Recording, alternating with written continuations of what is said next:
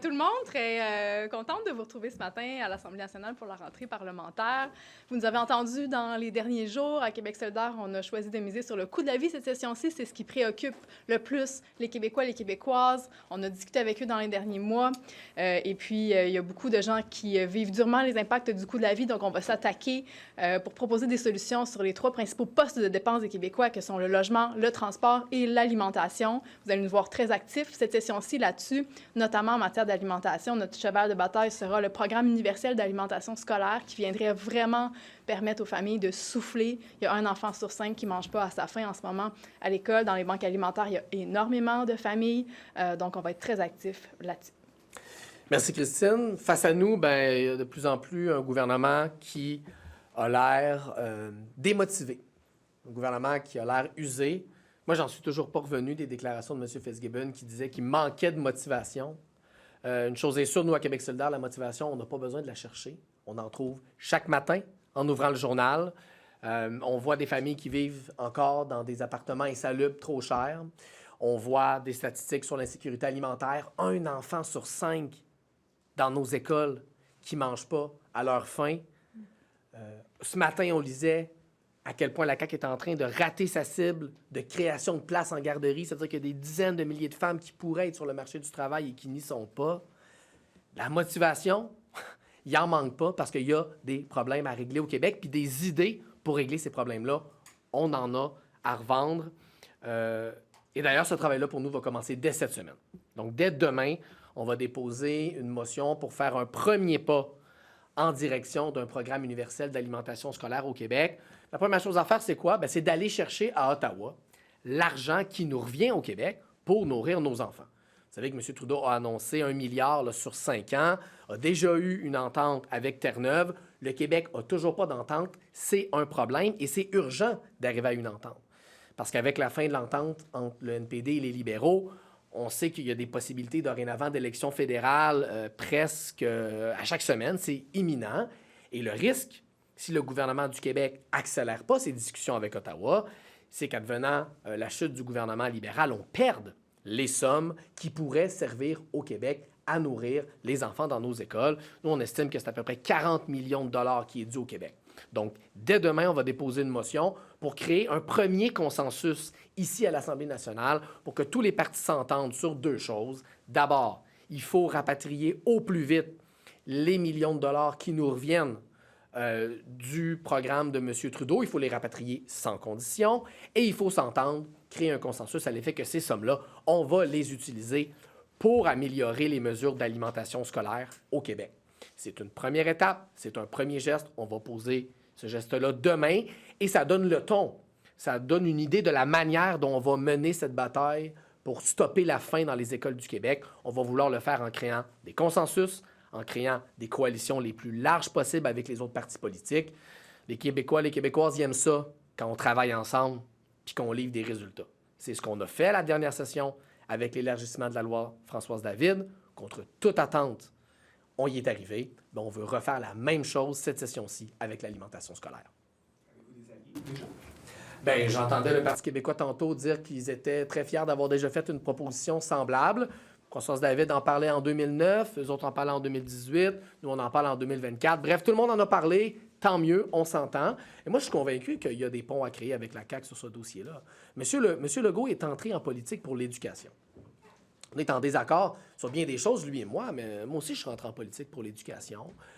Moi, je ne pense pas qu'on peut être sérieux quand on dit qu'on veut faire de l'éducation une priorité, puis tolérer le fait qu'il y a 1 enfant sur 5, 1 sur 5 dans les classes qui a faim.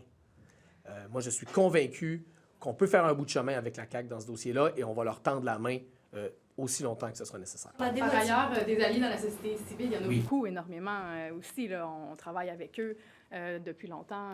Tu le fais, Gabriel. C'est un dossier qui est porté par beaucoup d'acteurs de la société civile. Oui, le Club des petits déjeuners fait un travail extraordinaire, mais même eux réalisent qu'ils arrivent un peu au bout de leurs efforts et demandent également la mise en place d'un programme universel. Il y a plein de groupes comme ça qui font une demande similaire à la nôtre. Donc, il y a un vrai momentum au Québec sur cette question-là.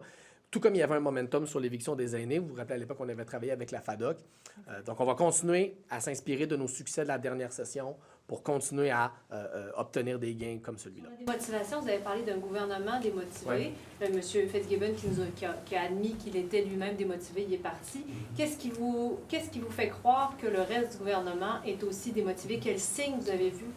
M. Fitzgibbon, c'était pas un joueur mineur dans le gouvernement Legault. C'était pas un joueur de 4e trio là, ou de la Ligue américaine. Je veux dire, c'est bien connu, c'était un ministre extrêmement puissant au gouvernement, très proche de M. Legault lui-même.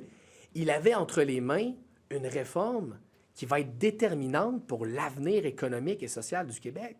Je veux dire, le débat sur l'avenir énergétique, c'est pas une pécadille, là. Moi, ça me revient pas qu'on puisse avoir les deux mains sur le gouvernail, c'est le moins qu'on puisse dire, dans le cas de M. Fitzgibbon, d'une réforme aussi stratégique et qu'on soit démotivé. Moi, je pense que ça témoigne d'une usure, d'une perte de repère de tout ce gouvernement-là qui, après 6 ans, voit que ces réformes en éducation et en santé portent pas fruit, que le quotidien des Québécois et Québécoises s'est pas amélioré, la crise du logement s'est pas réglée, les gens ont de la misère à arriver. Moi, ce que je vois devant nous, c'est un gouvernement qui est à la fois démotivé et désorienté. Est-ce que vous croyez, M. Dubé et M. Girard, qui ont promis avec leur sang de rester jusqu'à la fin du mandat?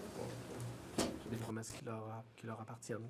Des députés de la CAQ qui font des promesses puis qui les tiennent pas, on en a déjà vu. Là. En mai dernier, vous aviez réussi à faire passer le fait que vous vouliez avoir des politiques plus pragmatiques, M. Nadeau-Dubois, parce que vous vouliez aspirer à la prochaine élection à pouvoir gouverner le Québec. Et puis, vous vouliez des politiques plus pragmatiques.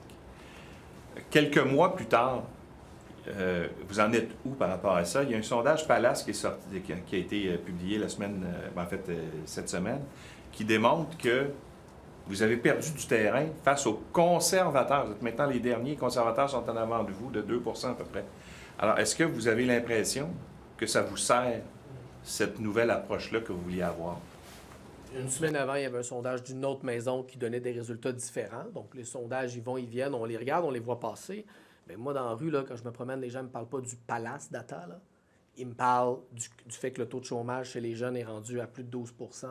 Ils me parlent de ce qu'ils voient dans leurs écoles, des enfants qui ne mangent pas à leur faim. Ils me parlent de leurs problèmes de logement, des difficultés d'accès à des soins de santé, des gens qui ne se trouvent pas de place en garderie. Nous, ce qui nous motive, là, pour revenir sur le thème de la motivation, c'est pas les sondages qui varient. Il y a des hauts, il y a des bas. Puis c'est vrai qu'on n'est pas en nos sommets historiques. Mais nous, ce qui nous motive, là, c'est pas ça. Puis ce qui nous démotive, c'est pas ça. C'est le travail qu'on a à faire pour le monde. Nous, c'est pour ça qu'on fait de la politique. Est-ce que vous vous sentez plus proche, de l'électorat aujourd'hui que vous ne l'étiez en mai? Avec ce dont on parle tous les jours là, ici à l'Assemblée nationale, moi, je me sens très, très proche de l'électorat. C'est ça que vivent les gens, là. Leurs difficultés à payer leur logement ou leur hypothèque, leurs difficultés à payer l'épicerie, les difficultés en transport. C'est vrai partout à travers le Québec aussi. Là. Il y a eu des problèmes avec le transport collectif. Donc, moi, je me sens très, très près des priorités des gens en ce moment. Les sondages, ça ne nous a jamais empêchés de travailler. Puis on va rester sur ces priorités-là. Pourquoi ça lève pas? Vos appuis dans la population.